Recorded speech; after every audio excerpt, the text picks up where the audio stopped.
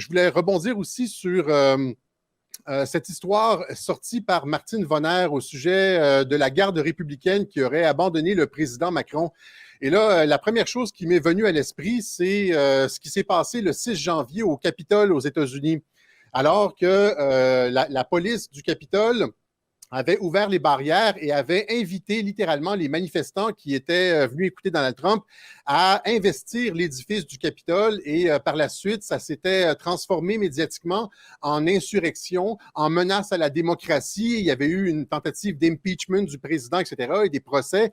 Et depuis le 6 janvier dernier, les médias utilisent systématiquement cette attaque contre le Capitole pour décrédibiliser tout le mouvement Trump et tous ceux qui, en disant qu'ils sont d'extrême droite, etc., les milices et tout. Et donc, ce que je vois apparaître ici, c'est le même genre d'opération, c'est-à-dire que ce retrait de la garde républicaine semble être comme une porte ouverte, une invitation à peut-être charger l'Élysée ou s'y rendre à tout le moins.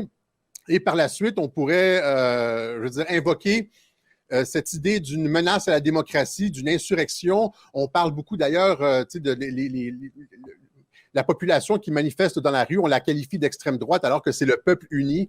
C'était la même chose aux États-Unis. Donc, on prépare déjà le terrain pour d'éventuelles opérations médiatiques suite à un potentiel Merci beaucoup, Alexis. Charge de l'Élysée. Alors, je vous dis, faites très, très, très attention à cette nouvelle, au fait que la police semble être du côté des manifestants. C'était ce qui s'était passé le 6 janvier au Capitole.